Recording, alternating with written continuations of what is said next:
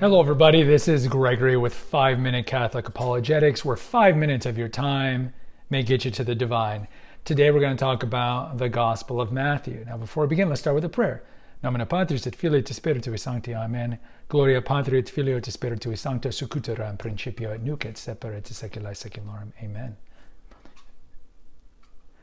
I want to do here and there a little kind of, background on each of the books of the New Testament. So today we're going to start with Matthew, because clearly Matthew is the first one in the New Testament. And if you look traditionally, it was always perceived by the church fathers that the order that we have the canon today was the order that they were written. Now, modern scholarship has kind of thrown that out of whack. But the early church thought that Matthew, the Apostle Matthew, wrote Matthew, and then it was Mark came, and then Luke, and then John is typically considered still to be the last one written.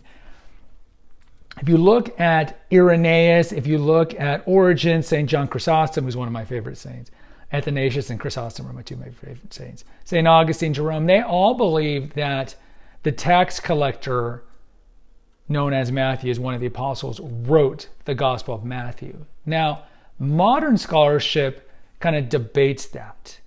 What we do know is this.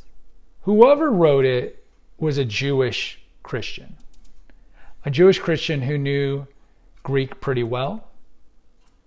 And you see there's a lot of transaction talk in the Gospel of Matthew compared to other ones, where he talks about like taxes more. He talks about just like financial stuff. So that would maybe suggest that it is the tax collector that Jesus says, follow me to in Matthew 9:9. Though it's interesting because, maybe he was pulling the John, the beloved disciple, but you would think if Matthew wrote the Gospel of Matthew in Matthew 9, he would have been like, hey, I was hanging out, and then Jesus came and said, hey, follow me, so I followed him. But, ancient writing, they wrote a different way back then. So it's not agreed by everybody that the Matthew, who is the Apostle Matthew, wrote the Gospel of Matthew. It could have been an associate. It could have just been somebody that was familiar from that time. So it's kind of unproven if you look at modern scholarship. So I don't know how much credence we can give to modern scholarship.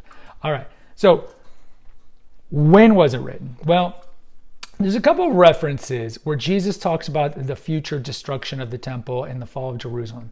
And if you guys know your history, Jerusalem was destroyed by the Romans in AD 70 and then later AD 133, and it was just destroyed. The temple was destroyed. So the fact that he's making references that it's going to happen is maybe suggesting that was written before 70 AD. Also, he talks a lot about the Sadducees. The Sadducees and the Pharisees are the two large kind of rabbinical groups. And he talks more about the Sadducees than any of the other Gospels, probably because he's likely a Jew. He's a Jewish convert to Christianity. And that's another indication that was probably written before AD 70, because the Sadducees were wiped out of existence at the fall. I mean, if you know anything about read up on the destruction of Jerusalem in AD 70, they just wiped it off the face of the earth, and all the Jews were diasporized. They had to leave. If not in AD 70, then later on when the next rebellion came in AD 133. So it was likely written around AD 70, in the 60s, somewhere like that. Who's the audience? Well, this one's pretty easy. I think most people know that the audience for Matthew is Jews. He has over 200 references to the Old Testament. The Septuagint version, which we'll talk about later, when the Protestants are like, we don't have Maccabees and Tobit and all these. Well, you know what? Jesus was quoting from the Septuagint, which did have Maccabees and Tobit and the other 7 books that the Protestants took out.